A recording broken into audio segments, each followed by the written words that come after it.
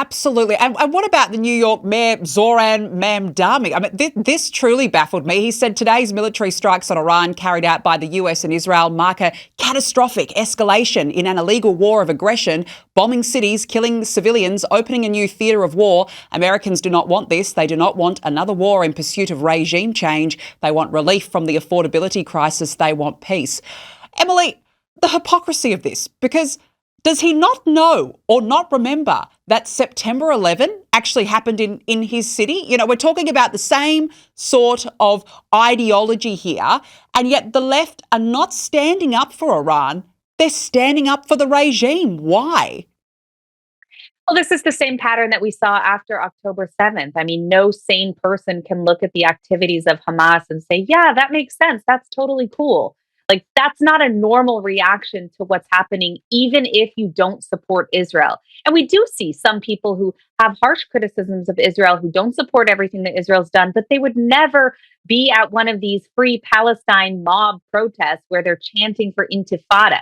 There's a whole movement that's being fueled, but frankly, by subversion of regimes by the Islamic Republic, Qatar, and others who have put this narrative into Western media and social media to sow doubt, to sow discord in our communities, and to teach the Western world, the larger Western democratic world, that somehow the values of a Western civilization are wrong or evil. And it's just simply not the case. The opposite is true. And so anyone who sort of is falling for those narratives and for those storylines that are rooted in falsehoods, that are rooted in historical falsehoods and a lack of understanding about human nature and how the world works, I would caution them to think twice and to research some of these issues. There's so much disinformation, even going around now. The claims that are being made by people like Mamdani, claiming that this is an illegal war. No, it's not. Claiming that Trump acted illegally against the Constitution. This is also not true, as many members of Congress would tell you. Talking about this being a war that Americans don't support. We see this regurgitated ad nauseum on the media right now. The most recent poll had about 50-50 for the American public. And yet we see people claiming that 80% of Americans oppose this war. This is something that was cited from last June. Okay. This isn't even a poll from right now. It was a totally different situation then. So is it popular? No, wars are not popular. They're a difficult thing. And frankly, they shouldn't be so popular. But is it something that the American people oppose? No, of course not. And that's something important to remember. And it's also important for Mamdani to remember that he is a mayor and that what he says about international relations and policy has nothing to do with what his job is as the mayor of New York City. And I want to add one more thing to that, which is that he campaigned on a platform that it was against the NYPD. He has previously called to cut off counterterrorism budget to the NYPD and also to cut off technology and intelligence sharing with Israel that Israel provides to keep New York City safe. This is not someone who is serious about protecting New Yorkers, contrary to what he put at the bottom of his post, that anyone is safe here.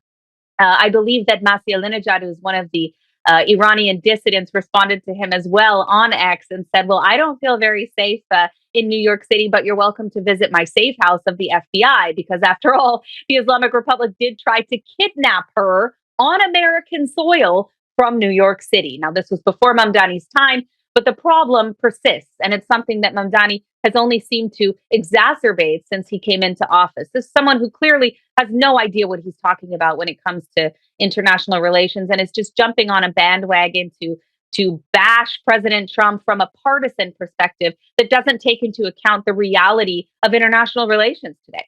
No, exactly. Let's be honest. I mean, Mamdani used to be a rapper and a singer, had a resume as long as my arm before he decided, you know, I'm going to run for mayor one day. The guy has absolutely zero foreign policy credentials. He's an absolute joke. Before I let you go, Emily, I just want to talk about the axis of evil. It's quite incredible because one by one, the leaders of Islamic Marxism have been taken out by Israel and the US. Hezbollah's longtime leader and one of the founders, Hassan Nasrallah, Hamas leader Yahya Sinwar, of course, the Iranian leader. And also, as we can see from this photo, countless other top military and command leaders of terror. Now, this all started after October 7. This horrific massacre actually played quite a role in ridding the world of these people. And the other thing I would say is, thank goodness the US and Israel did not listen to leaders like here in Australia, the UK, Canada, France, who all called for de-escalation and calm. Well, there is no such thing as de escalation with a regime or an entity like Hamas that is hell bent on your ultimate destruction. And this is something that many Western countries have had the privilege of not having to deal with. It's not something that we have a privilege of not dealing with here in Israel. And so that is why, at the end of the day, Israel will always do what they need to do in order to secure the country and protect its civilians from the threat of terrorism, which has existed and will continue to exist. That being said, I'm tremendously proud of my country, both Israel and the United States, for the efforts that they have made to take out some of the most evil people, frankly, that the world has ever seen. I think that it was an important step, and it's an important message to the world as well, that even if you do succeed in carrying out a horrific massacre like what happened on October 7th, you will pay a price. You will pay a high price. And if we look at how the Islamic Republic has lost influence over the past 2 years, that alone should teach the world a lesson. They have been kicked out of Syria. They have been kicked out largely of Lebanon, although they're still trying very much so to rebuild Hezbollah and increase their power in Lebanon. The Houthis have been dealt a serious blow by Israel and the United States, both, as well as some supporting forces from other Western countries.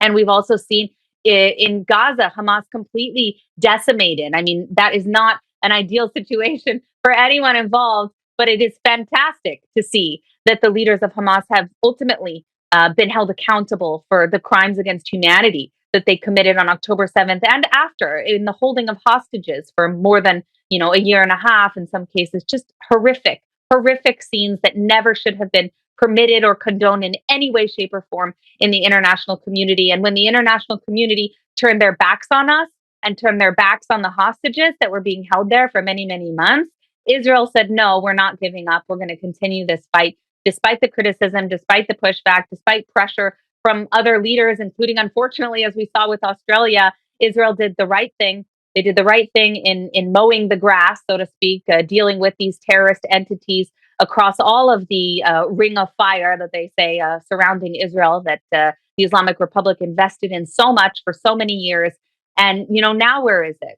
It's almost completely decimated. And not only that, but the supreme leader, the head of the snake, has been decapitated. I can't even say it without smiling. So exciting. But there is still work to be done, and we need to stay focused and to continue to push against this regime and to ensure a better future for all of the Middle East tomorrow.